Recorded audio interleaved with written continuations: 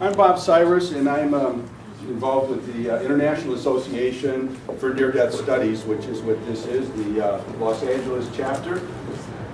The main organization is involved in the research of those experiences people have had when they were dead.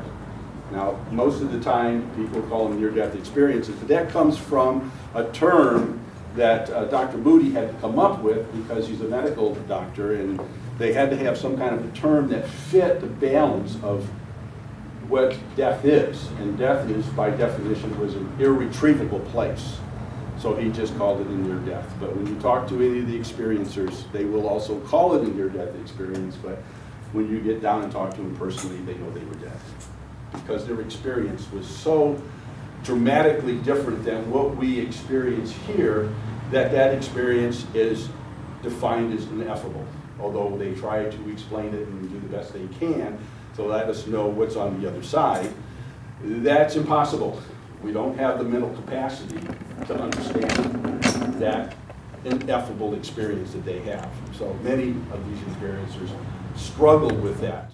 So my journey is short and sweet. I'm here today to talk to you about near-life experiences, which is what I call them. I'm so honored to be here because the iands group is the one group in the country that talks about these things freely. I'm sure you've heard this before, and I've seen it at every iands group that I've spoken to, where they talk about this being a place where people can come and share spiritual experiences without anyone either doubting them or making fun of them, but they're open to be able to discuss them. So, in that vein, I thought it was important, and I'm trying to push the research a little further. So in my case, just in a nutshell, are anybody familiar with my books? Okay, a few. Just in a nutshell about who I am. A friend of mine passed away back in 1996. I was a filmmaker, had written and directed a number of films, and when she passed away, she came back to visit me. And I had that profound experience of seeing my friend and thinking, well, that's weird. I sense her, I can feel her, I can see her, hold her hand. And then sometime later, she took me to where she was. I'd been thinking, well, if she could come and visit me, well, then where is she? And I had that sensation of traveling out of my body into some other realm, let's just call it that, and then waking up and thinking, wow, what drug did I take this morning? But I realized in that moment, if she exists over there and can pull me to where she is, well, then how can we go visit our loved ones without the benefit of a spacesuit, let's say? And so that began my research. This was back in 1996. And she had been a Buddhist, so I started studying Buddhist philosophy. So I thought, maybe that's the key. Maybe that's the way to get into figuring out the afterlife.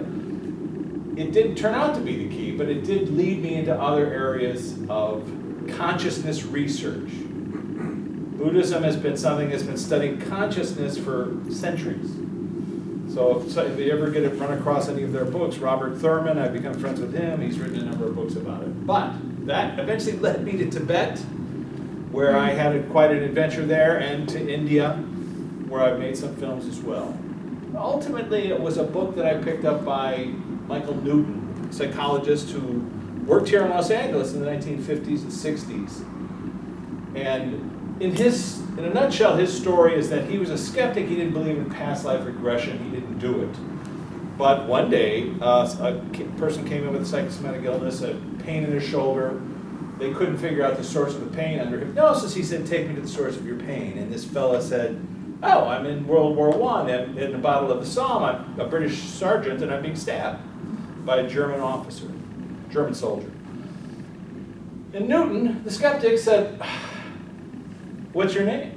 What's your mother's maiden name? What street did you grow up on? Who's your bunkmate? Because he wanted to prove it false, you see? So he asked all these questions, and then unbeknownst to the client, he contacted the British War Office and said, who's this guy? And they wrote him back and said, yeah, he died in 1916. So that confirmation allowed him to open his practice to past life regressions. This is, in the early 60s. And so people would come in and talk about their previous lifetimes. But one day, a woman came in and said, she was very depressed. He said, take me to the source of your loneliness, especially if there's a group around. He assumed she was going to go to some previous lifetime. She said, oh, I'm in the between lives realm.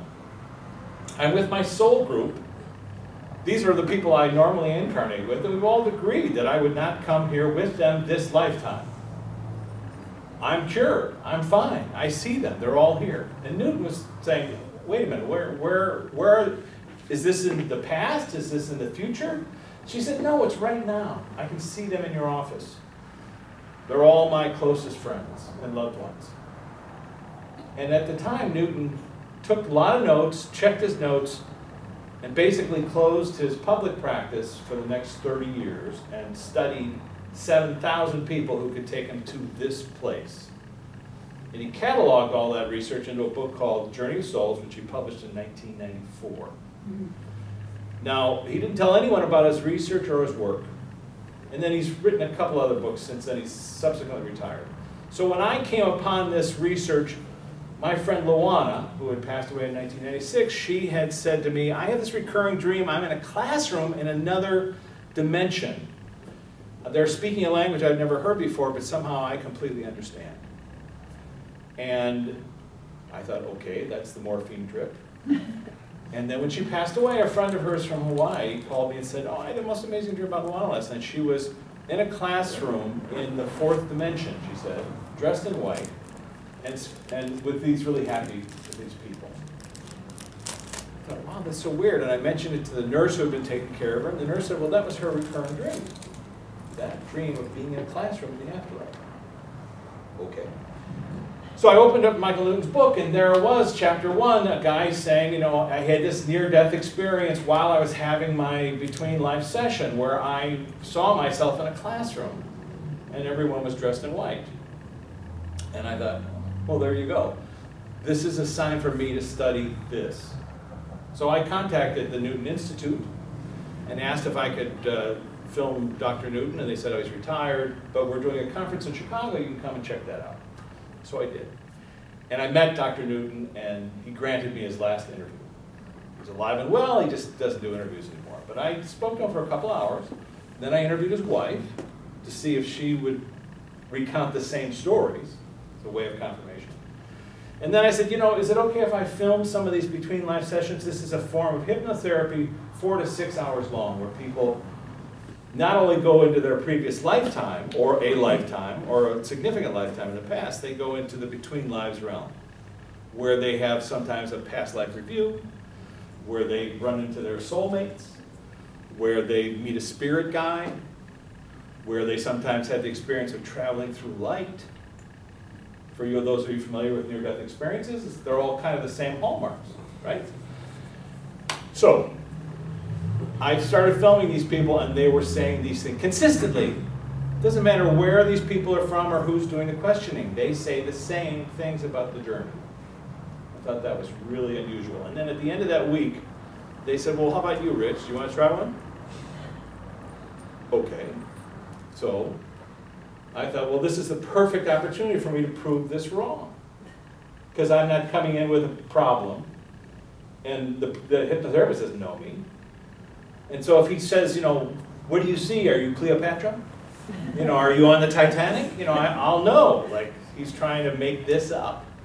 I was determined to say, I don't see anything for 4 hours, if that's what it took. Okay? So I started the session, and I was there saying, I don't see anything, I don't see anything. And then he said, Jimmy Quast, hypnotherapist trained with the Newton Institute, said, well, just look down. And then I had the experience of looking down and seeing my feet in a river, and then seeing this Native American. And I started to laugh in my mind's eye, like, oh, come on, you're making this up. Because, as Scott will tell you, when you're under hypnosis, you're fully conscious. Your conscious mind is mocking or disagreeing with what you're seeing. But the preeminent thing they ask you to do is just say whatever comes to your mind. Okay?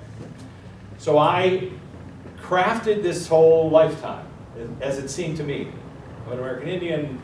His name was Watanka, which I thought was funny because it sounds like Bull Tatanka, which was in Dances with Wolves. I saw that movie, you know.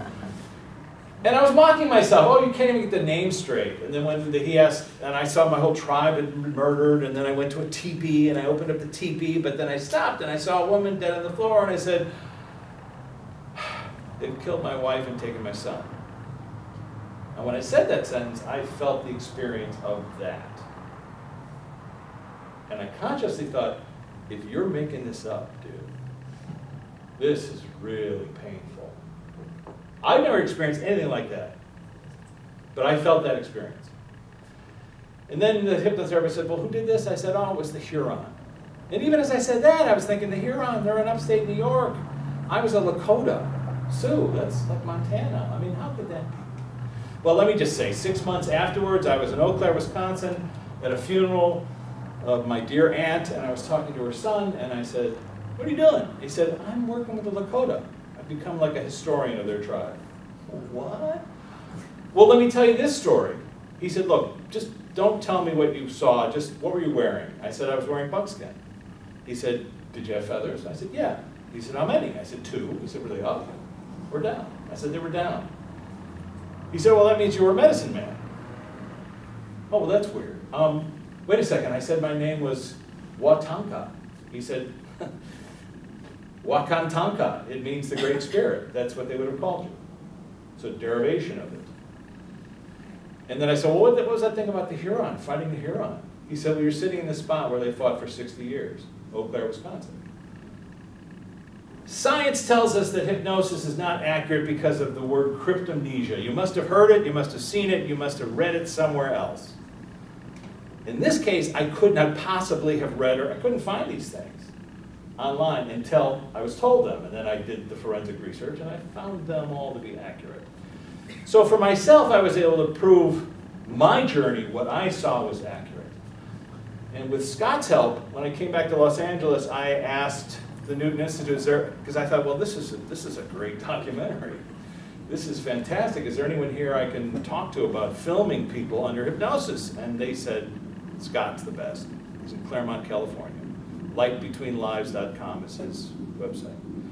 So I called Scott on the phone, and we spent about 3 hours on the phone, and then we started filming people that I chose. I chose them because they were skeptics.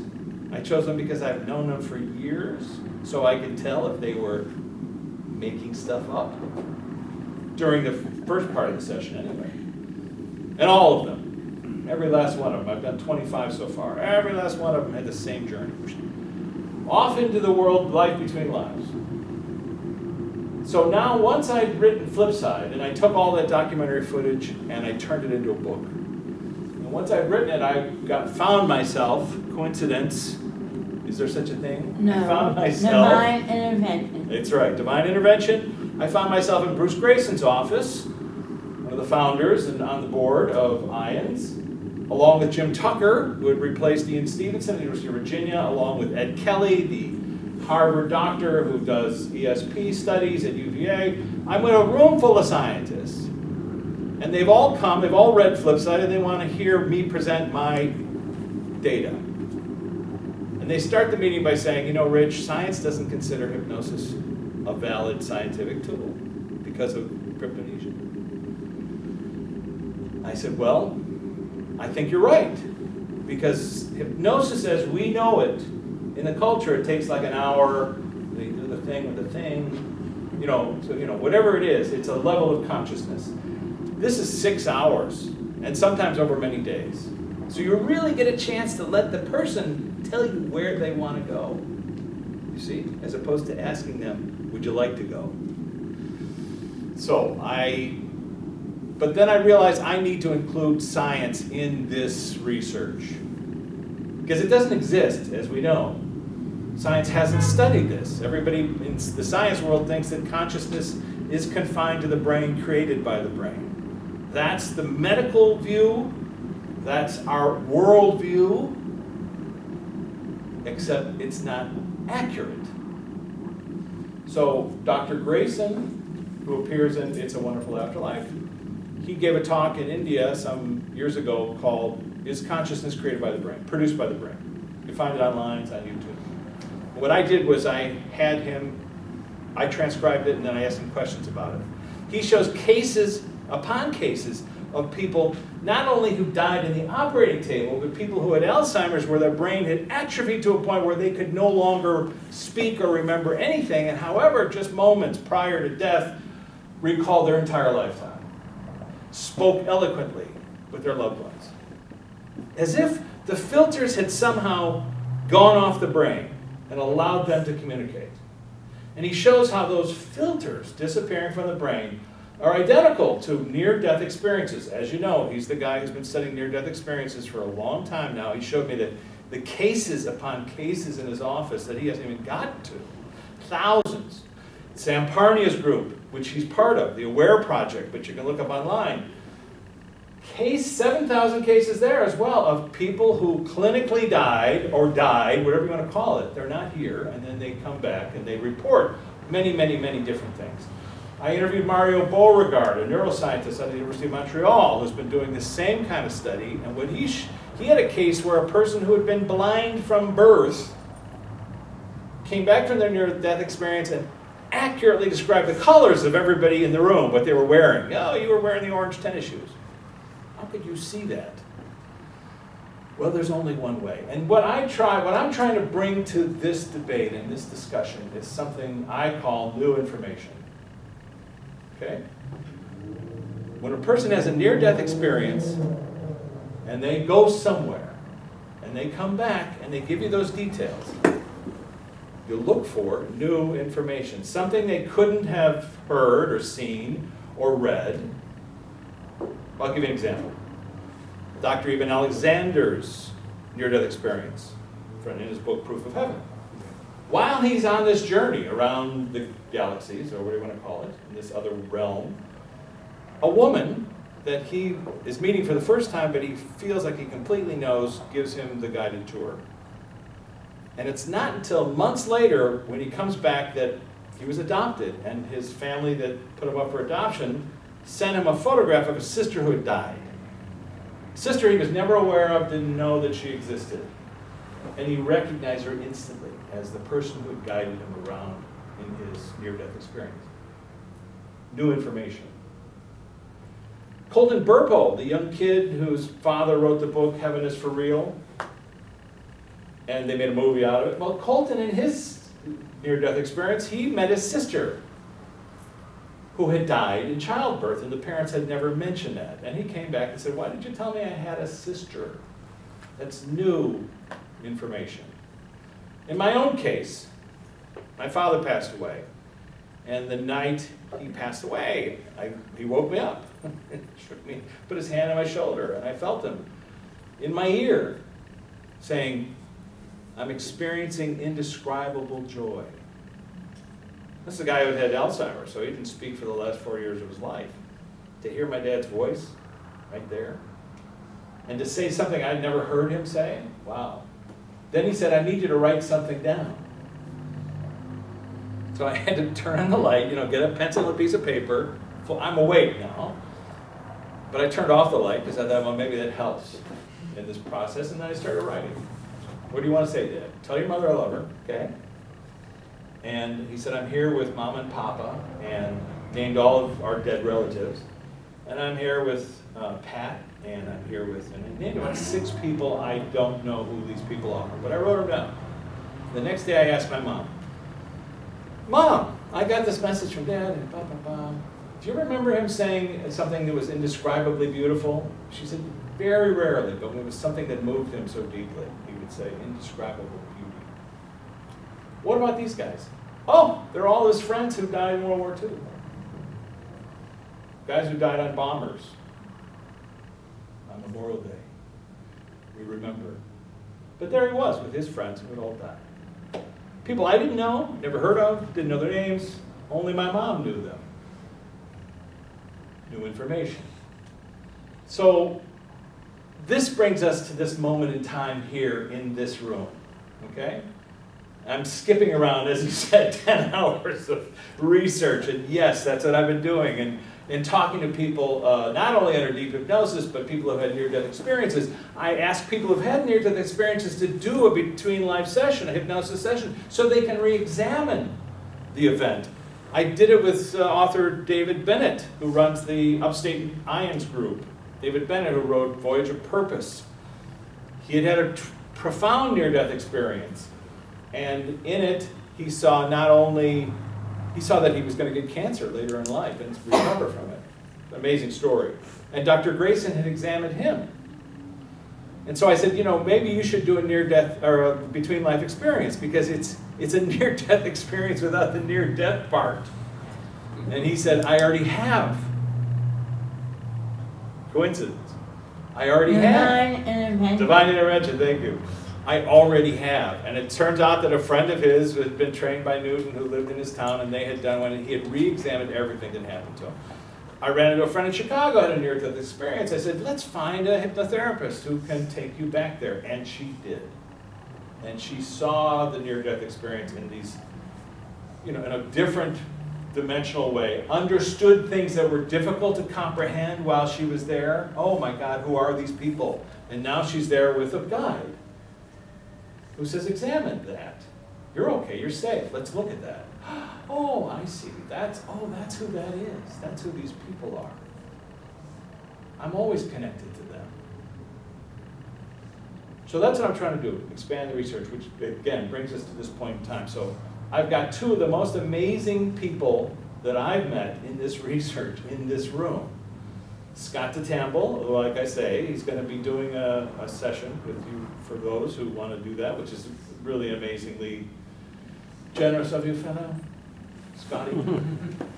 And you know, he'll explain the process, and certainly it's something that's fascinating to hear. And it's my contention that just under the surface of where we are, this stuff exists. It's always here, okay? And you can dip your toe into it, sometimes with a guy, sometimes with someone like Jennifer. And as Bob mentioned, Jennifer is somebody who has the ability to walk into a room with somebody who's grieving over the loss of a child or a loss of a loved one or a missing person or something like that, and within a few seconds, she gets a flood of information where she can help them figure out what happened. Okay? As if the filter drops for a short amount of time, and she sees it all, and then she tries to, as best as she can, like a conduit, talk about, well, this is what I see, I don't know if this is accurate, but this is what I think and I feel, etc., etc. Okay? In our culture, we have this thing with mediums where we spend all of our time going, but what about me? What's going to happen to me? What are the lottery numbers? And, you know, what's going to happen in my life? And how are we? And it's, which is, of course, a natural thing to do. Like, what's going to happen? Right? You know, if we only had the remote control. Like, skip down to the end. I want to see. You know, I do it too. And we all do it. And it's interesting because in the between life sessions, people ask the question when they get to a point where they can speak to the elders or speak to their guides and ask, what am I doing? How am I doing? Now, in all the sessions, Scott mentioned this the other day, sometimes the spirit guide or the counselor says, you're not doing so great. You know, you got to get back on the track of what you signed up for. You're too distracted by the money part of it, or you're distracted by the addictive part of it. You signed up to overcome this. You forgot. But generally, by and large, and all the times I've seen people ask, how am I doing? The answer is, you're doing exactly what you signed up for, and you should give yourself some credit for getting this far. So, but that idea of what's going to happen, I try to liken it to a play. That we're all in this theater together. We all have a script, but we don't follow it. We can destroy the script. We can get off stage. We can jump off stage if we want to. We have free will. But we've agreed to come and perform this play with our loved ones. And sometimes we play the bad guy. Maybe because they asked us to play the bad guy. There's reports where people say, you know, I really didn't want to come back and be the alcoholic father again. I just am sick of that. I did it in the Viking era. I don't know why I have to be the... And the loved one says, oh, but you're so good at it. You know, you do that so well. And if you do that, then I will grow. I will get the lesson I can't seem to get. Please. when you start to examine these reports of the lives that we lead as if it was almost minutes to them, or maybe a couple hours, that our lifetime of 80 years over there feels like a movie to them, to people that are not here, then it's literally, you're going to the level and say, look, it's only going to be like 2 hours. All right? Can you play this role for me? I know it's bad. I know it's not, you're not going to be happy with it. However, people do come and play the role, and things screw up, and they overplay the role, or they don't learn the lesson, or they enjoy the bad guy role so much they forget what they're doing there. Whatever that is, whatever that journey is, the main thing, the main takeaway from this research is that it's all forgiven back there. That the main focus is learning. There's a great line in the show, American Horror Story. At the very end of it last season, Kathy Baker is there addressing Faye Dunaway. Faye Dunaway's characters killed her, and they're on stage. And Faye Dunaway, who expects to be in some hellacious place, is on stage, and she sees Kathy Baker and says, "What am I doing here?" Kathy says, "You're back. You're home." And she said, "Well, why isn't something happening to me?" And Kathy Baker says, "Does Desdemona chew out the actor who played Othello for killing her on stage? No." You go, "Job well done. Good job.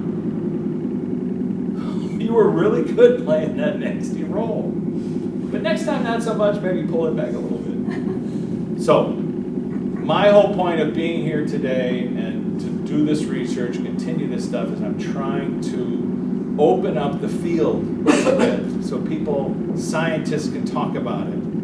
In my research, I've worked and confined my work to hypnotherapists who've been trained in the Michael Newton method. And the reason for that is because he uses the past life as a gateway, here we are in the gateway complex, to the between lives, where you get to examine your eternal soul.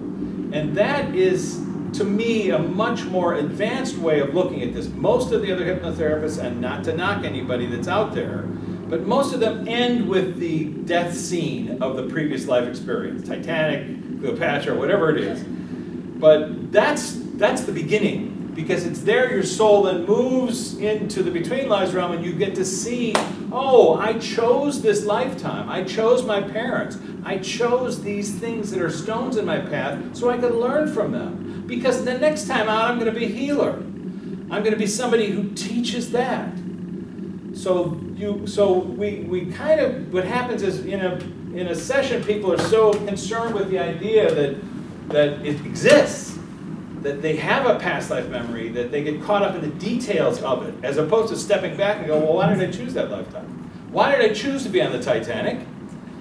And why did I choose to be here? And what do those two things have in common? Oh, I'm a person who gives up easily. I'm a person who doesn't conquer their fear. So when you see that, and it doesn't apply to everyone, of course not. It applies only to your journey. So that's what you can see and experience in one of these sessions.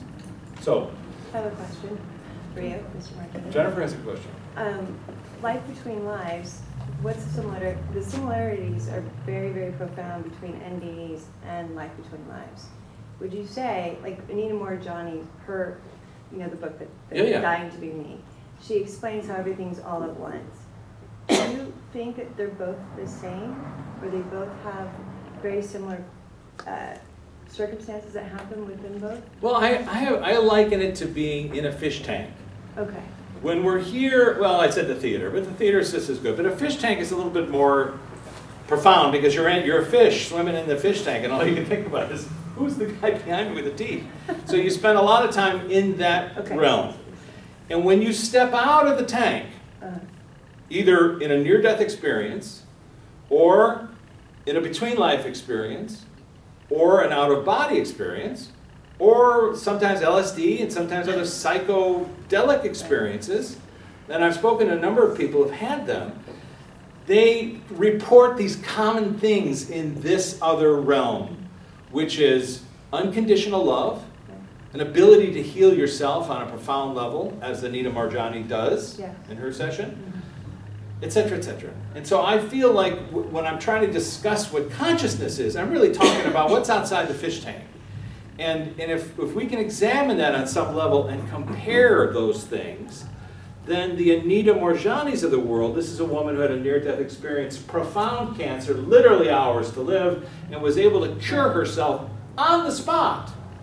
And she's a doctor, and she understood what was happening, but she realized that a lot of psychosomatic illnesses were involved with her illness. It's not true with everybody, it's not everybody's path, but I filmed 3 people who, under hypnosis, their psychosomatic illnesses, because that's all you can call them now, disappeared on camera, where they saw, oh, I drowned many times, now I no longer have fear of water. Or a guy who had a lifelong kidney problem. My father stabbed me in the back.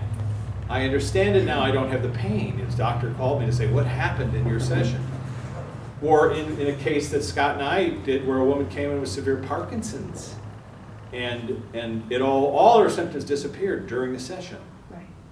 They all came back after she came to consciousness. But the question isn't like, you know, fix, not fix. It's examining so that we can. And that's for your new information. Yes. Which counters what? Which is, and that's what I'm trying to do with interviews and talking to people like Jennifer and Scott and clients. Ultimately, the goal for me is let's talk to people on the flip side.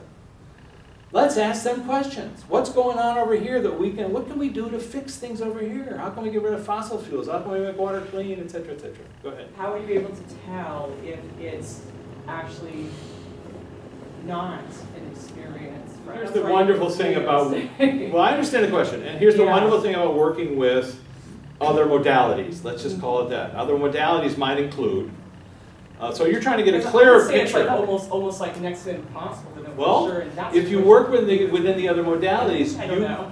you can actually have a guide. I call them Sherpas. You can have a guide, like a hypnotherapist, take you to that event and examine it in 360 degrees. Why did you choose a lifetime where you were going to be stabbed? Let's stop the action and talk to the stabber. Why are you doing this? What's your purpose in this person's life? What's the event about? You see? You can ask these questions. And you as well, as a medium. What I've discovered, and we've been working with Jennifer, is that because you can freeze time, you can ask questions, either through them or to them, in the sense of saying, what's the purpose of showing me this?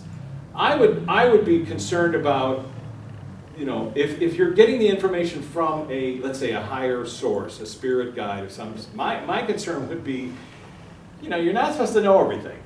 You know, you sit there and ask for lottery numbers, they're going to tell you, I'm not giving it to you. But I laughed about that earlier, so I like those. But sometimes they'll give you lottery numbers that are inaccurate. Or accurate. Because, well, in my case, I teased her. I said, so give me some lottery numbers as a joke. She gave them to me.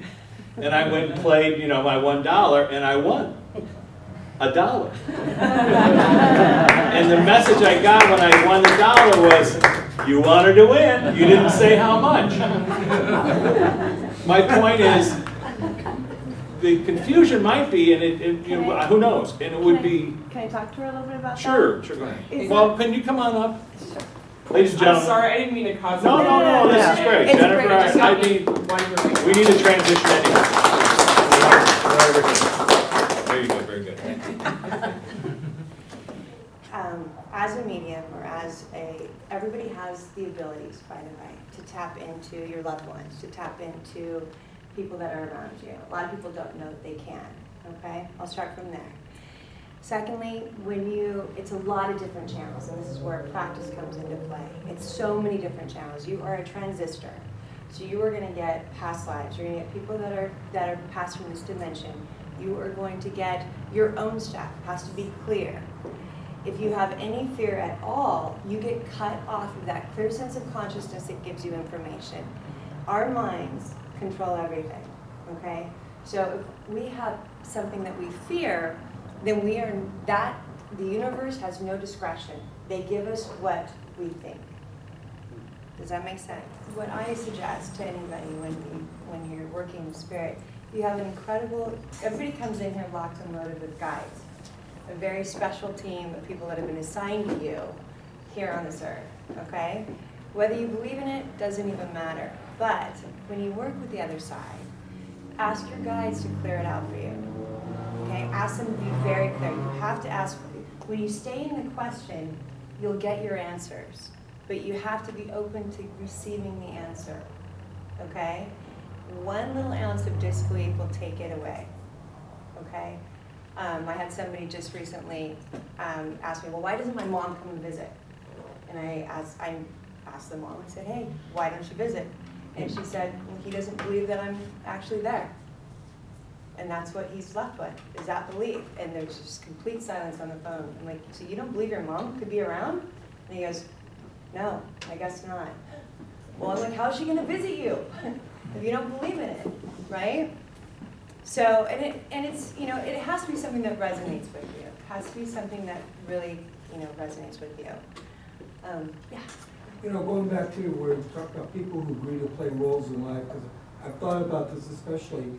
I retired from my job and then I became a docent. I am a docent at the Museum of Tolerance. And every day I get tours about the Holocaust. Okay. And about a lot of very bad people that participated in the Holocaust. And people that I've talked to in this setting have said that some of those people possibly agreed to participate in a prior life. Okay. You know, in between lives, that they were going to be main players. Okay. So I don't know what you think about something like that. I absolutely have seen, based upon my, and this is based upon my experiences, that there are certain people that come to this planet at this time, and before they come here, they say, okay, I'll be that bad person that's going to hurt you, or you're going to have to learn to forgive me, or that's going to,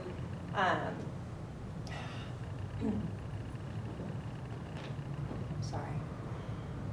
What are you feeling? One of my first cases is right here.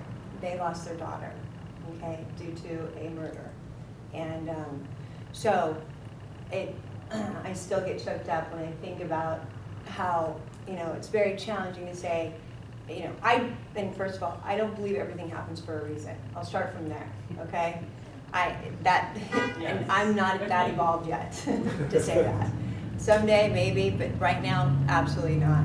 So, that being said, I just feel that when it comes to, with what you were talking about, that everybody comes in here as players, you know, we forget who we are when we're here. That's for very good reason, especially if you are that person that's going to participate in that event, okay? It's kind of, you know, hopefully somewhere else, in some other dimension, we get to re-examine what we did here, okay, and learn from it. It doesn't make the situation better, but I do believe it exists. I have seen people, in fact, there was somebody that he examined in one of his books that... I'm coming in for this story. Yes. I kind of got the mind melt. We call it mind melt. I'm like, yeah, he has it in his books. I think of her and then she goes, what? You know, texting, what? Like, oh, mind mail, sorry. So he's going to actually have better, he interviewed someone that did an LBL. My experience was in this particular area, okay? So, and it speaks to what you're saying, and I forgot we met before. We did, yes, yeah. we Good did. to see you. And it speaks to a greater truth, I think. Okay, everybody has their own truth. Let's go with the Rich Martini truth. But it speaks to, I think, something, and it answers your question. So when I went to that first conference where Michael Newton agreed to do this interview, I said, can I film one of your between live sessions? And he said, yeah, we're doing one this afternoon if you want. Okay. So about 100 people in a room, a hypnotherapist from Sedona, who later on told me she'd never had this past life memory, did this session, and Paul Orant, who was the president of the Newton Institute at the time, conducted it, okay? He had been hypnotherapist of the year a number of times, whatever that means, but he's really good at what he does, all right? So I set up my camera in this room, actually Scott happened to be there, and I started filming. I had never seen what I was about to see. And so he went, Paul took her through this lifetime, stuff. She grew up, her home, playing with her sister. And then he said, let's go to a previous lifetime that has some significance in this lifetime. She said, I'm naked, my head is shaved, we're waiting, we're in a shower room. Everyone in the room's naked, and we're waiting for the showers to go on. Now, the jaded film guy that I am, I thought, well, how convenient. I just happen to be here filming this, and someone's going to give me a dramatic story about the Nazis. That's how jaded filming is. Or storytelling. I at first doubted it. Let's just put it that way. And then, as these sessions could do, he said, let's go to an earlier time in his lifetime where you were happy. So she did. She went back, she described her family and her friends and everything else, and then she did, remember, and her name was Anna Paczynski. I was able to find her forensically. I was able to find all of her family and everybody she was describing, and how they'd all been rounded up in Warsaw and taken to Auschwitz. And in this moment, now she went through the process and said she saw herself passing away and other people just waiting for the moment for it to happen, and then helping people as they went up.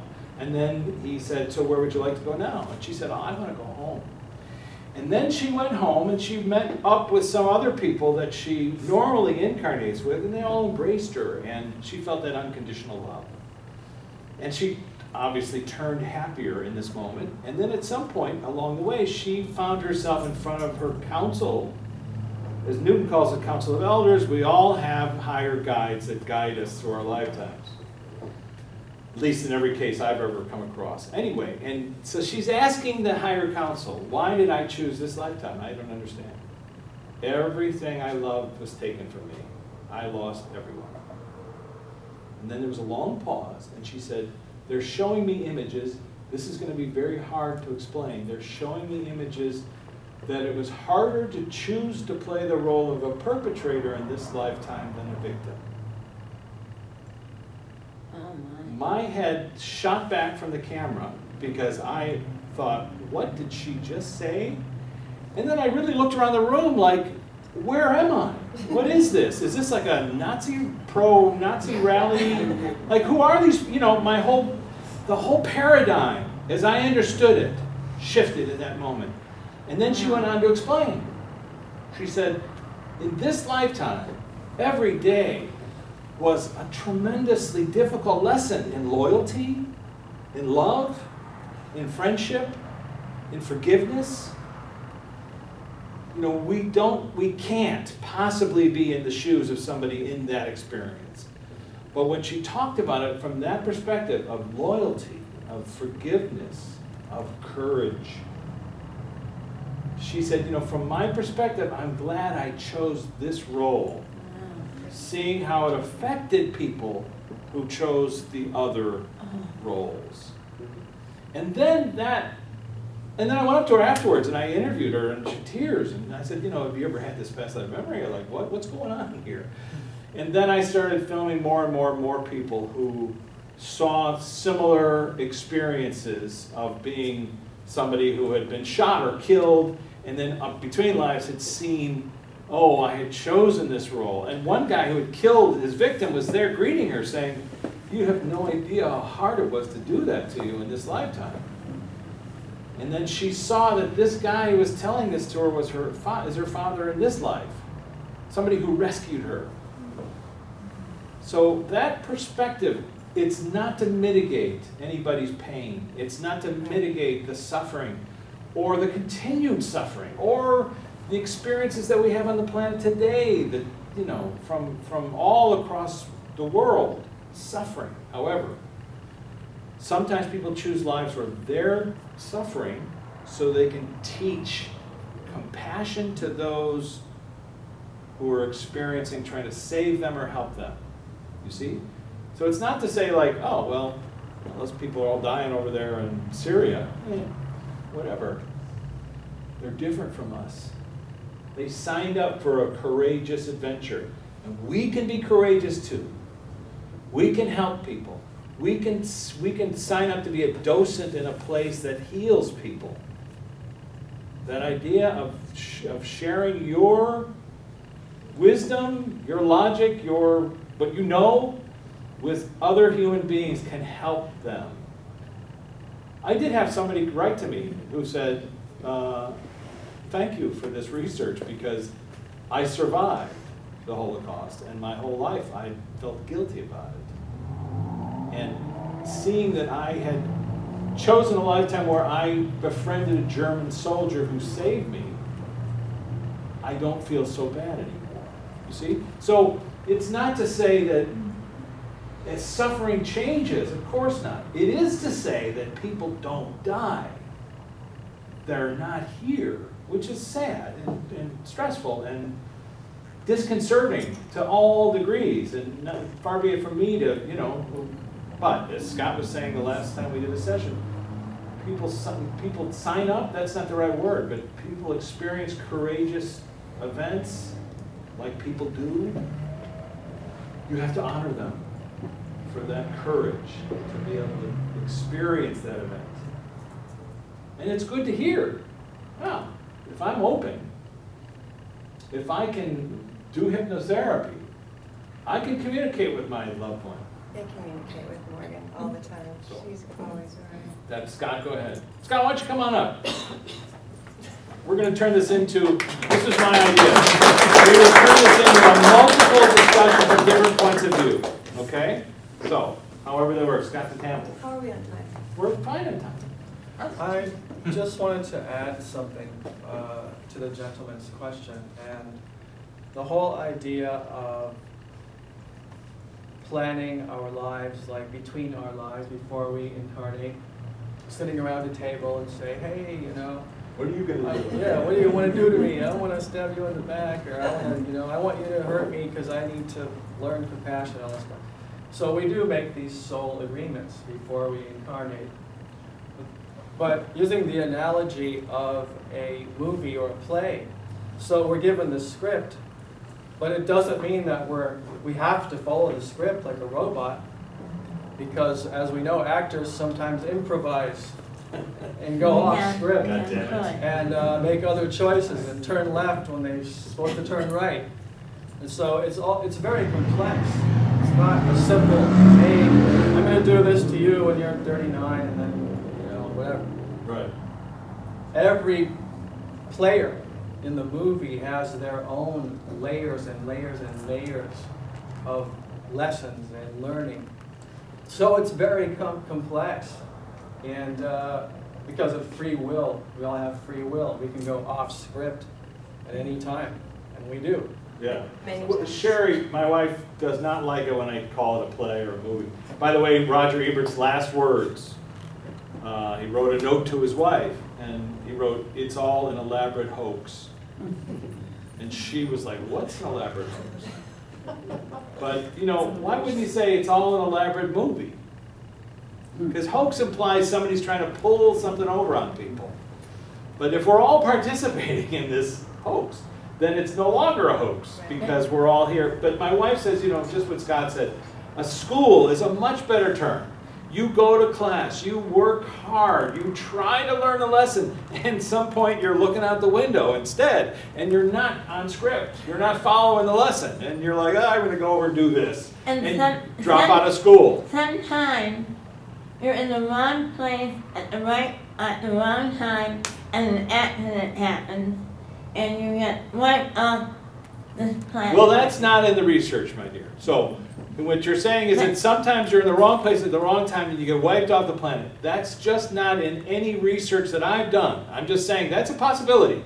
But in all the data that I've looked at, when stuff happens, because we have a temporal time space idea here, so we think that things move one after the other. So if something happens, oh, here comes a meteor out of nowhere. I'm in the wrong place at the wrong time. However, over there, I can see, oh, the meteor's coming. Hello, don't sit there. I mean, like, there is an accidental death. That is a surprise. Oh, in an accidental death, it is a surprise. That could happen. And well, I'm just saying it's not... It's not planned. I'm just saying it's not... Plan is the wrong word. And, you know, this is the thing. We're talking about things that humans don't have the nomenclature for. plan is a word that kind of feels like it's programmed, or a contract, that word. We agree to come Nobody there. plans on getting in and out. We all hate contracts. I understand what Yeah. you're saying. But what I'm saying is that when something happens, because we don't die.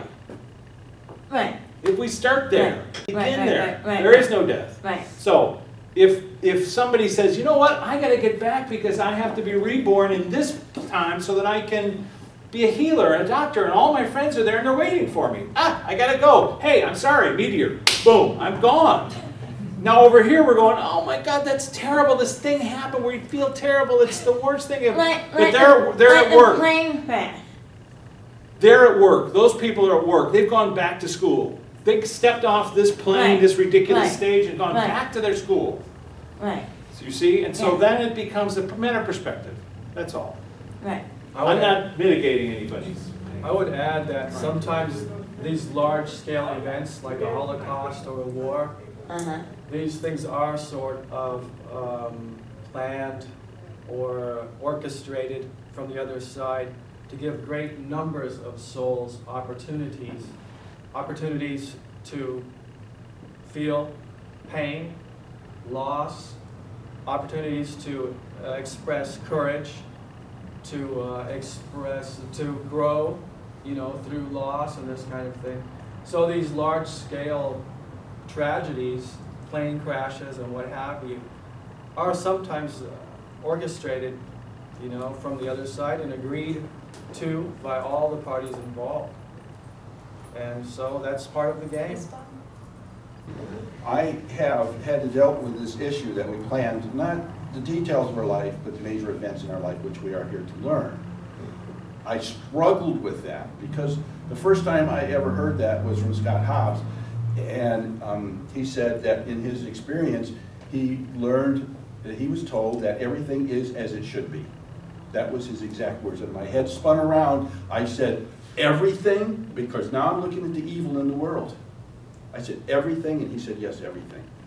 And what I've done for the last 2 years in my struggle to try to balance all of this, because how many of you believe there's evil in the world? Yeah. So how do you cope with that? It's a very difficult, emotional thing to deal with. So if you're struggling with that, that's okay. That's why I said I wasn't that evolved. That's, yes, because we're all still struggling with that, we're still human. But for the last 2 years, I've made contact with a lot of people, and the deeper into years, I've asked this question to them. Did we plan our lives before we come here? And almost only one has ever said, no, he didn't remember anything about that. Everyone else, everyone without exception said yes. And then I asked them, well, how do you know? So Bob, if that's the case, okay, if that's the case, that people plan their lives. They plan, that when I say that, I don't get into the details, the major Plan is events, a bad that we word. still have free will, because I asked him about that, he said, yeah, we still have free will, we can choose not to do it or not, but there are significant things in their lives that they've come here that they want to learn. And that can involve a lot of pain, and a lot of struggle, a lot of abuse, and a lot of everything. And Yeah. and some people that when they come through this and they're done that learning, they're at peace for the rest of their life. When they experience that. I only was going to ask it as a rhetorical question. Sure. And the idea is, when you examined it, we might have possibly planned our lives. Let's just call it that. Because when you say we planned our lives, then it's annoying. But when you say we might have planned our lives, it's a possibility. Out of all the gamut of possibilities that are out there, that's one. We might have planned our lives, then therefore the bad things that happen within that lifetime may have been known to us, possibly been known to us prior to coming here. The only value you can get from this, I think, is to say, well, what did I need to learn? Right. What am I here learning? Is there anything within that? And whenever I really examined that question, the words compassion, forgiveness, letting go. When I did my And love. And love. But my first session, I was there with, I never thought I would get there, but there I was standing in front of a room full of 8 people who were now showing me my lifetimes, and I was asking these questions that they were answering, and we eventually got to that question, which is, what can I pass along to people Because I felt like, oh my God, I've gotten this far. So now, I go on shit like lottery numbers. Like, what's the one thing I can say to people that'd be helpful to the planet from you wise dudes? And what I heard was just let go. Whatever that means to you as a person, just let go. Not letting go of love. You can't let go of love. Not letting go of connections. You can't let go of those. But you can let go of anger and fear. And You let go of those things, that that stop you from being that person of love, that person that is connected to all things, to spirit or God, or whatever we do, whatever we want to call it. What I love to tell some of my clients is that whatever you think you are with your stories, the universe has such a better plan for you. You stop yourself at your stories. So if you're able to let go of some of that, that will make room for more to come in. Okay? And it's a lot better to let the universe, give you coincidences or divine, what did you say? Divine intervention. Divine intervention. That's Elizabeth Kubler-Ross's. Well, it's yours now. Yes. Well put. Mine now. Well put. That's right. That's right. She's Because already- you've accepted that, and Yeah. that becomes what She you are. already You've made accepted. the transition, and I'm here. There you go. Just to finish up on this idea of the life planning, we can take each person and take them into a session and revisit that life planning session. So we can go right back to that time when they're sitting there with their counselors and their advisors and say, well, what was the primary challenge or lesson that she wanted to work on in this lifetime? Well, it was such and such. What are the secondary lessons or challenges? And we can talk about that. Why did she choose this family and these parents? There are reasons for that. Why did she choose to be born in this area and in this epoch or this time period? So there are reasons for all this stuff, and I won't say it's simple. Reasons in a past life to the current life. We did a lot of those. Visit things that happened in your past life and see how they're going on in your current life, because maybe you didn't learn that whole lesson then. Sure. There are patterns. There are patterns that we can look, that we can trace back through many, many lives. And it's not necessarily in a linear fashion.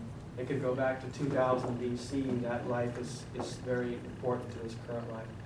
But my point is, just to finish my point, in these Life Between Lives sessions, we can go back to these life planning sessions and just get the info, get the data right there, why you chose this, what you're working on, and ask advice, what's your next move. And he's relentless. We both have had Life Between Life sessions, and we spent how many hours? 6. I felt it. All of us have. Rich and I have done that. And it was, Yeah, we've all done it it, changed Scott. my work It's fine. forever. It absolutely changed how I conduct my work. Why? Why?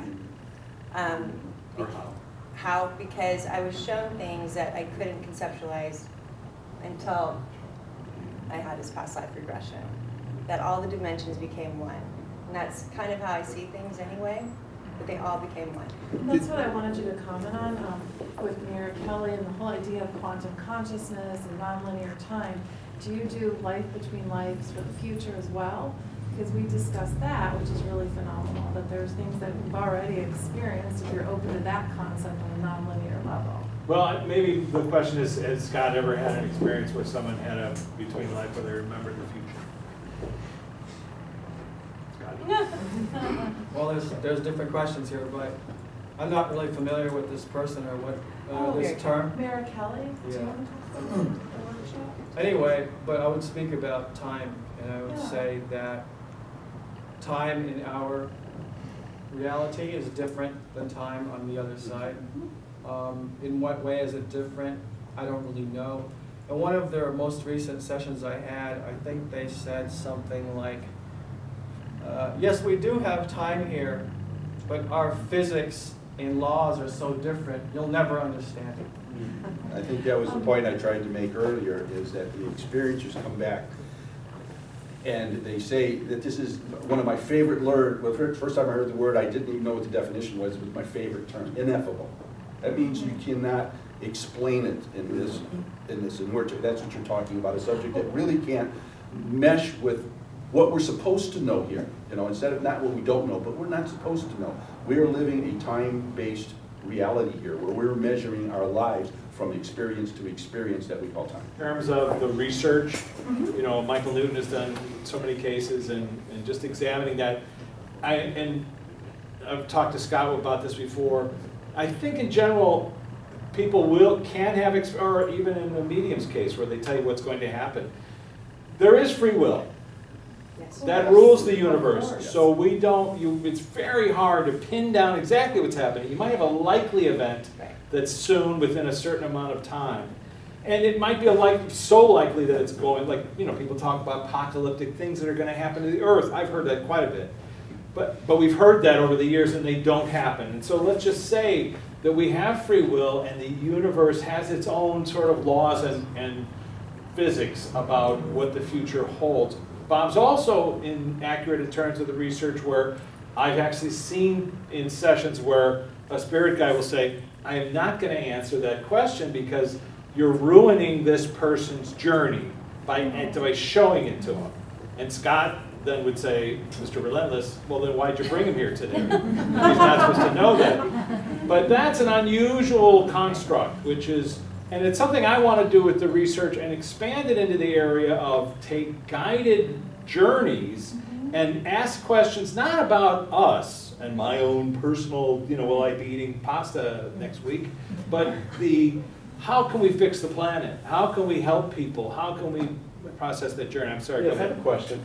This question is for you, Jennifer. Earlier you said that we really create our reality with what we think about, we pull in, and I'm a firm believer in the law of attraction. I think many people in here are as well. What would be your, say, top few very practical, applicable tips to manifest more quickly, get out of our current position and into where we want to go, coming from your perspective of looking at it in a non-linear way of really how to ground out where we want to be and not focus on where we are when it's bad, but bringing in what we truly want and should have. You did bring your magic wand. I did. My fairy dust fell out of my purse. And another thing about free will before I get to that is I always I have clients that come to me that have cancer, for instance.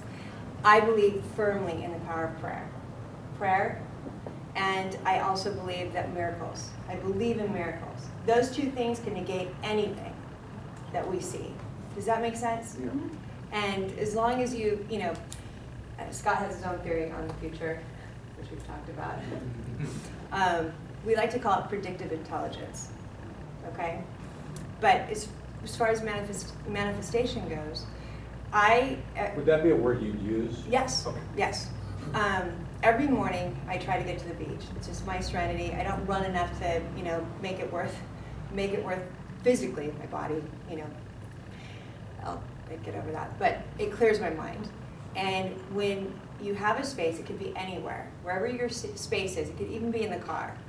Envision what you want, and I call it a ball of energy, okay? You ask for your day, you bless your day, okay? It's very simple. You just bless your day with love and light, okay? And in that day, you envision what you want and what you want for your life, and you envision colors that it represents. And you'll see colors come in. Don't discount it. And if you do that as a practice over and over and over again, you'll start seeing miracles happen. So when you end up, you interrupt even when I'm talking. Yeah, that's right, even I'm thinking. Interrupt. When you look at that your day, envision what it is you want to be as if it's happening now. You have to assume the position now, or what Wayne Dyer calls the wishes fulfilled. You have to, and Neville Goddard, for instance, his work is magnificent when it comes to manifestation. Wayne Dyer wrote a book, Wishes Fulfilled. It's a great book. I give it to a lot of my clients. That helps you manifest what you want now by assuming position of what it is that you would like. Whether it's if you need better health, then you envision your body healthy. If you want your kids to be quiet, you envision them quiet. Sorry, that's my own stuff.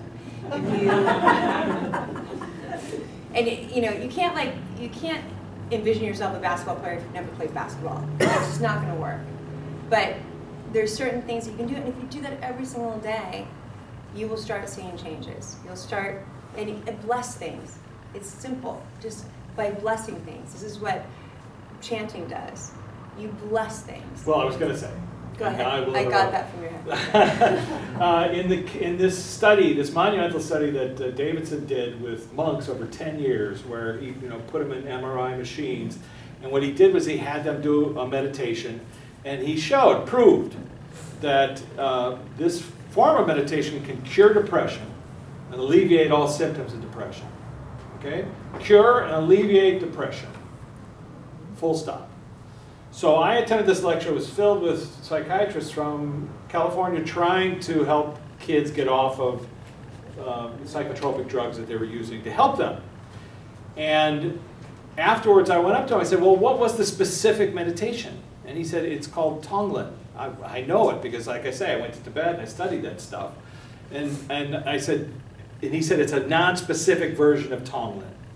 And what that means is, instead of the Tonglen exercise as it's taught to monks, which is you picture somebody, a patient, a client, a friend, who is ill across from you, and you imagine their illness and you pull the illness into you as you're meditating, but you meet it with this ball of white light, the energy, the healing light of the universe, which then heals that energy, illness, and you breathe it back into them. Now, there's no scientific evidence that you are healing that person. None. There is scientific proof that it changes the shape of the amygdala, which is the source of where depression is filtered. So meditation cures or alleviates depression. In the same line, she's saying, if you meditate every day on who you want to be, who you're going to love, who you're going to help. You see, that's the key is, you're not thinking about yourself. You're thinking of healing someone else. And that's what changes your amygdala. It's not you changing it or thinking, I've got to change this. It's you trying to think of healing someone else. That's the key. So in your process of healing yourself, you try to help others. You know how people, they work in clinics, they work in hospice care, and suddenly their lives change. I'm happy. I don't know why. I'm suddenly like, because I'm helping. So that idea, though, of bringing that light into your life every day, even if you're thinking about healing someone else, it's a scientific way of changing your paradigm. Beautiful stuff. Can I add just something? I asked in a session, I was talking to someone's spirit guide through them. We get clients to channel their guides, basically. And I asked them, can you just give us a simple recipe for manifesting? Like a 1, 2, 3 recipe.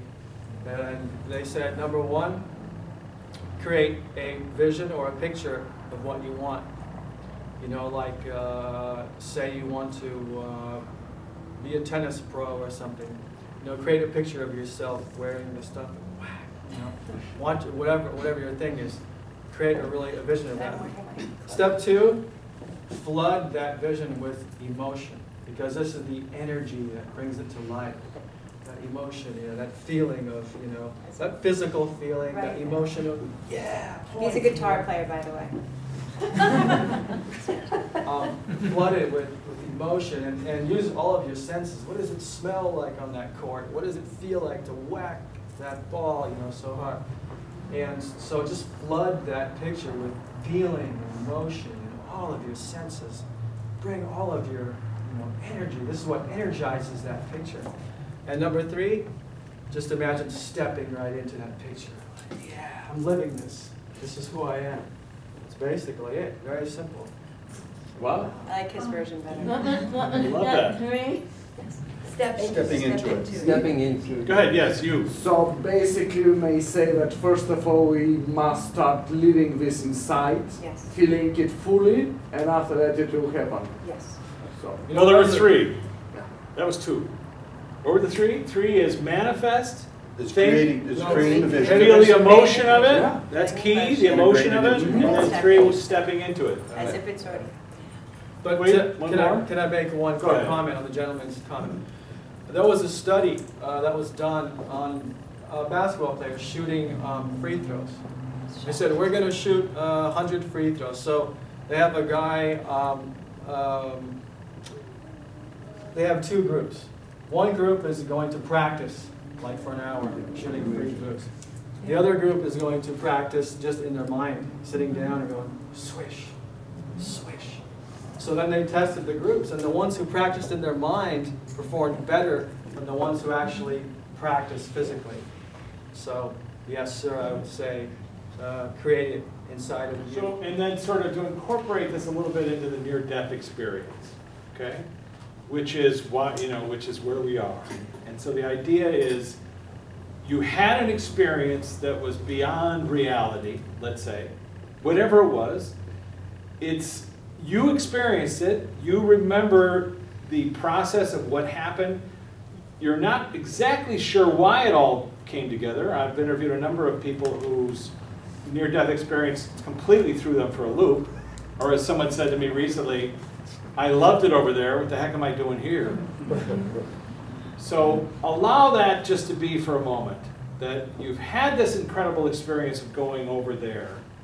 Allow for a moment that you know the exercises that we need to do in order to make ourselves happier. It's not that not for everybody. Not everybody can meditate.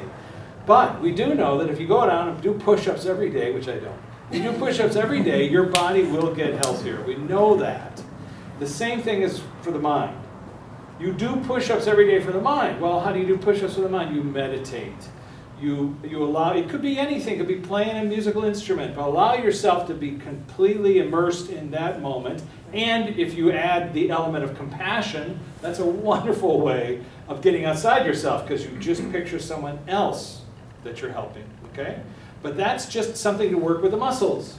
That's not the end all. It's not over then. Having the idea of, as Abraham Hicks has discussed, of manifesting, it doesn't happen. There's millions of people who bought The Secret and millions who never made a nickel, even though that's what they spent the rest of their years doing, focusing on the money part, not allowing for the spiritual part, which is the question, what am I doing here? But The Secret was spiritual infancy.